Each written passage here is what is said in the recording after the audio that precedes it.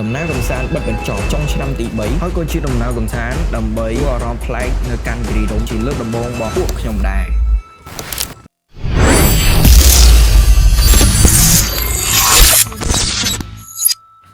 ទ្រីបលើកនេះខ្ញុំមានគ្នា6នាក់ដែលត្រូវទៅជាមួយគ្នាមានទាំងស្មោះមានទាំងសាវ៉ាដំបូងពួកយើងចេញទៅជុំគ្នាដើម្បីចេញដំណើរទៅគិរីរម្យគម្រោងដាក់ច្រើនដងហើយតែនៅតែបរាជ័យតែដឹងអីលើកនេះមកជោគជ័យអីណាតែអាចថាម្នាក់ទៅប្រឡងហើយក៏គ្មានបុគ្គលណាម្នាក់ដែលត្រូវប្រឡងសមផងដែរទើបអាគម្រោងលើកនេះវាជោគជ័យអីចឹងទៅនិយាយពីរៀបចំអស់ហើយតាំងពីល្ងាចតែទើបបានចេញទៅខ្ទង់ម៉ោង8ព្រឹកវិញគូមានបុគ្គលខ្លះហ្នឹងគឺដេកខអញ្ចឹងមានតែថាអូសពេលវេលាបន្តិចទៀតអាពេលចេញទៅនឹងជិះឡងវល់ពេញផ្លូវហ្មងព្រោះអីអត់ព្រោះថាសុវ័យចិត្តខាងពេកវាមិនដែរគម្រោង2-3ឆ្នាំហើយទើបបានជោគជ័យអីចឹងហើយបើនិយាយពីបរិយាកាសចេញទៅវិញគឺមិនសូវបានមើលប្រហែលទេចាំមើលសរុបនៅក្នុង vlog នេះវិញថាថតច្រើនមានពេលណាមើលទាំងអស់នោះទេពីផងថតផងមានគ្រប់ខ្លងព្រោះថាថតសឹងគ្រប់គ្នាទៅហើយអត់តែអ្នកដូបទៅសុបាយវាហួសពីការស្មានទៅហើយទៅលើកនេះតែពេលនេះពួកយើងបានមកដល់កំពង់ស្ពឺបាត់ហើយជីផងនិយាយគ្នាផងនិយាយពីថាមិនដឹងថា10ឆ្នាំមានប៉ុន្មានដងទេបែបថាអត់សង្សារអញ្ចឹងមានទៅ sweet មួយមិត្តភក្តិអីធម្មតាយើងនៅប្រូដូចគ្នាអញ្ចឹងនិយាយអោបគ្នាធម្មតាបានធ្វើម៉េចពួកយើងវាអត់មានគូអញ្ចឹងយើងជីមួយគ្នាស្លេះរឿងហ្នឹងសិន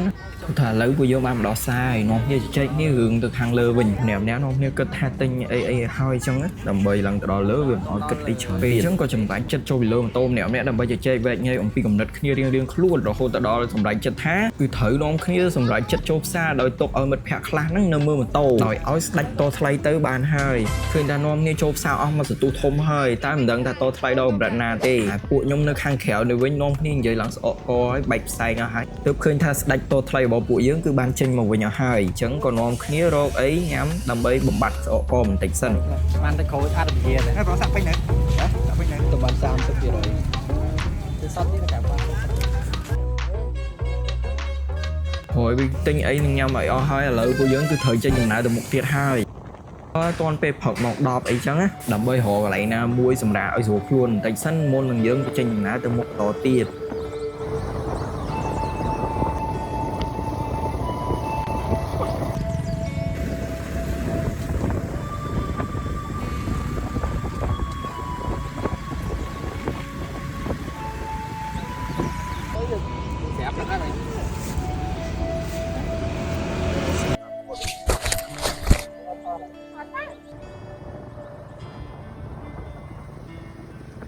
ក្រោយវាបានជិះមកសន្ទុះធំមកពួកយើងក៏ឃើញកន្លែងមួយសម្រាប់បន់ស្រន់អញ្ចឹងក្នុងនាមយើងធ្វើដំណើរតាមផ្លូវអញ្ចឹងពួកយើងនាំគ្នាបន់ស្រន់ដើម្បីសុំសុខសួស្តីទៅតាមការធ្វើដំណើររបស់ពួកយើងហើយលើសពីនឹងទៀតគឺសុំកុំឲ្យប្រឡងសងនឹងហ្មងព្រោះអីពួកយើងទៅចេញពីប្រឡងដែរអញ្ចឹងព្រោះថាម៉ូននេះគឺសុបាយខ្លាចតែទៅវិញអីប្រឡងសងអីចប់យកហ្មង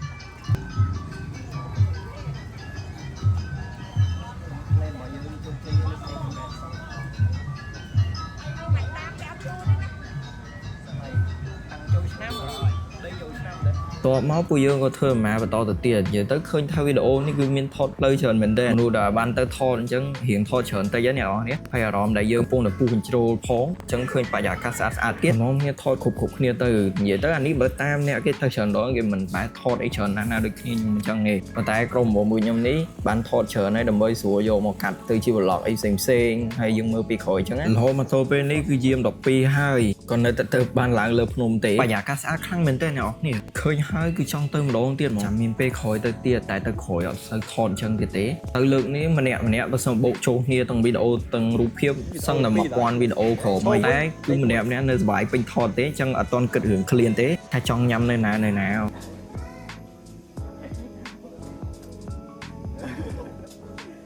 ពេលចេញពីហ្នឹងពួកខ្ញុំក៏បន្តដំណើរទៅកន្លែងមួយទៀតគឺជាកន្លែងញ៉ាំអីសិននៅកន្លែងមួយដែលនៅជិតនឹងដែរតែគ្នាខ្ញុំម្នាក់នាំគ្នាជជែករឿងកន្លែងហើយនឹងរបស់ញ៉ាំទោះតែពីរអ្នកខ្ញុំទេគឺត្រូវដៃត្រូវជើងគ្នាខ្លាំងមែនតើគឺនិយាយតែពីរឿងថតទេព្រោះមកដល់តំបន់នេះវាទៅរឿងត្រជាក់ហើយមានសំឡេងទឹកអីចឹងហើយវាបោកកន្លែងហ្នឹងស្អាតខ្លះដែរអញ្ចឹងអត់មាននាំគ្នាអីគិតអីច្រើនទេគឺទាញទូរស័ព្ទមកថតតែម្ដងហើយអ្នកដែលតថ្លៃស្ដាច់តថ្លៃយើងគឺនាំគ្នាតថ្លៃជាមួយនឹងម្ចាស់ចូលចាអីចឹងទៅហ ហើយពី3នាក់គ្នាខ្ញុំនេះនាំគ្នាថតក៏ថតទៅវាម្យ៉ាងអញ្ចឹងវាសុបាយបែបម្យ៉ាងយ៉ានិយាយទៅមកដល់កន្លែងនេះគឺពិតជាសុបាយខ្លាំងមែនតើយើងទទួលអារម្មណ៍មួយដ៏ប្លែកសំខាន់ពេលនេះគឺមកអត់តមានមនុស្សទេអញ្ចឹងវាងាយដែលពួកយើងត្រូវការថតអីធ្វើអីគឺសុបាយឥឡូវក៏ចាប់ផ្ដើម unboxing នៅរបស់ដែលយើងត្រូវញ៉ាំព្រួយអ្នកខ្លះបានមើលទេដូចខ្ញុំអីអត់បានមើលទេថាទិញអីខ្លះអញ្ចឹងឥឡូវរៀបចំញ៉ាំទៅវាដល់ពេលមួយដែលយើងកំពុងតែពេញចង់ញ៉ាំមែនតើដោយសារយើងជិះមកហត់ហើយពេលផឹកអត់មានបានអីញ៉ាំទៀតអញ្ចឹងដាក់ម្នាក់បន្តិចគឺអស់លីងហ្មងហើយបូកជាមួយបរិយាកាសត្រជាក់សំឡេងខ្យល់រវិចនឹងបណ្ដាលចិត្តនឹកនៅកំណាព្យរបស់ឆាយមួយផឹកស្រា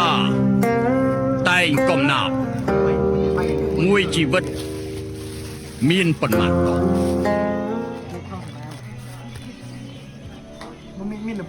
ញ៉ាំហើយចឹងអត់មានអីត្រូវអង្គុយឲ្យបាត់ហត់ទេគឺងំគ្នាឡើងទៅលើភ្នំដើម្បីថតយកបរិយាកាសទេសភាពដ៏ស្រស់ស្អាតនៅពេលថ្ងៃនេះវិញដល់ពួកខ្ញុំហ្នឹងនាំគ្នាឡើងភ្នំដើម្បីទៅថតយកនៅរូបភាពស្អាតនៅផ្នែកខាងលើហ្នឹងមកហើយធ្វើឲ្យខ្ញុំនេះខ្លាចទៅជាកាមេរ៉ាមែនផងជាអ្នកកាន់ដងផងតែទោះបីទទួលបន្ទុកដ៏ធ្ងន់កម្រិតនេះហើយវាមិនអាចទម្លាក់នៅភាពស្មោះរបស់ខ្ញុំហ្នឹងចេញបានដែរហើយនេះវាក៏ជាពេលមួយដែលមិត្តភក្តិខ្ញុំហើយនឹងខ្ញុំហ្នឹងគឺបានកសាងអនុស្សាវរីយ៍ល្អជាមួយគ្នានៅលើផ្នែកមួយនៃរីរ៉ូមនោះអីពួកយើងអត់ងាយនឹងបានដំណើរកំសាន្តឡើងភ្នំអីចឹងមួយគ្នាទេវាកម្រខ្លាំងមែនតើហើយលើកនេះគឺបានឡើងជុំគ្នានិយាយគ្នាហើយពិភាក្សាគ្នារឿងរៀនរឿងប្រឡងសងឬគ្រប់យ៉ាងដែលពួកយើងត្រូវធ្វើបន្ទាប់ដើម្បីចូលជានិស្សិតឆ្នាំទី4ក្នុងពេលឆាប់នេះ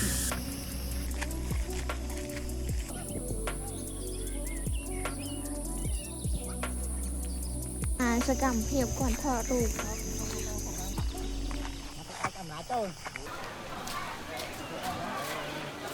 អូមើលមកតពេលនេះគឺម៉ោង1:02ហើយពួកខ្ញុំក៏នាំគ្នាចេញទៅកន្លែងមួយផ្សេងទៀតដែលជាកន្លែងមួយដែលគេល្បីដែរនៅលើគិរីរំនេះផងដែរជាយូរទៅកាន់តែមានអារម្មណ៍តែត្រជាក់ទៅបូករួមជាមួយមេក្តៅតិចសัตว์យំខ្លះទៅក៏បណ្ដាលឲ្យចិត្តខ្ញុំនេះចង់ដាក់ background sound នៃវីដេអូមួយនេះគឺបែបនេះវិញ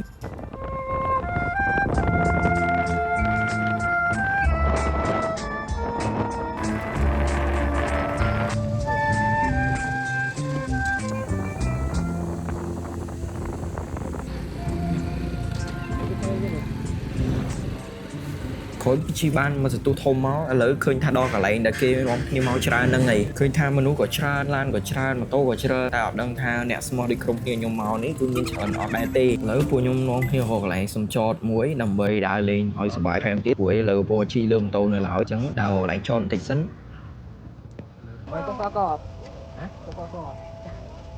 ពួកយើងបាននាំគ្នារកកន្លែងឃើញហើយកន្លែងចតអញ្ចឹងចុះពីលើម៉ូតូរៀងខ្លួនដើម្បីធ្វើដំណើរទៅសុបាយទាំងអស់គ្នាហើយក៏ជាពេលមួយដែលយើងឈប់គិតរឿងពាក់ព័ន្ធមួយប្រឡងសងមួយអីទាំងអស់គឺ enjoy មួយនឹងបរិយាកាសដ៏ស្រស់ស្អាតបែបនេះវិញអើយ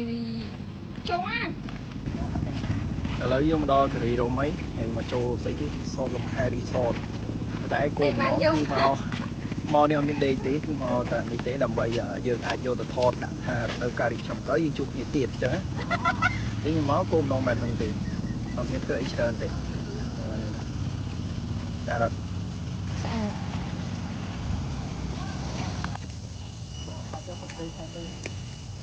នេះចង់សាកកាហ្វេមែនទេមកនេះក៏ដើរទៅពេលលើភ្នំក៏តិច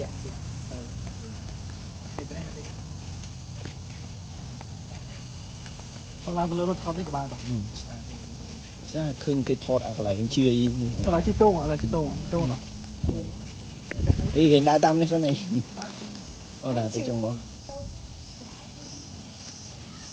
នោះកន្លែងស្អីគេថតអីអីកោផុសមកជឿតែច្រើនមិនដែរបងមកលើសบายទៅហត់សบายហត់តែមិនដែរមកជុំគ្នាលើកអនុស្សាវរីយ៍ល្អហ៎នឹកឃើញតែថាចង់ចាំប្រឡងសងអត់អីទេយើងទៅវិញប្រឡងសងជុំគ្នាអូនេះថតរូបទៅនេះហ្វូតូវីដេអូអូបើយកចឹងណាថាវិញអាកូនសងចាំវិញបើដែរវិញថតមួយអឺនោះថតឡើងចូលស្នេហ៍មនុស្សតែអត់ស្មោះស្នេហ៍ហ្នឹងណាថតវីដេអូក៏បានតែស្អាតមនុស្សស្អាតថតកន្លែងណាក៏ស្អាតដែរជូ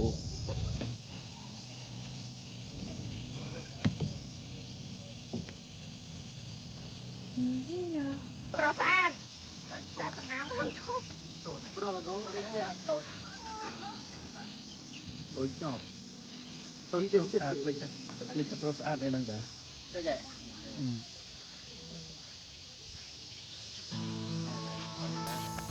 ថាពីនេះថាពីនេះអានឡូថាពីនេះអានខាងខាង តែទៀតនោះឯងទេណារុំទៅណានេះមែន គឺមិនได้ដល់លេ ខ្យល់ទៅគេរុំខ្យល់ចិត្តរីរុំក្រៅវិញណាក្រៅក្រៅមានលឺទេ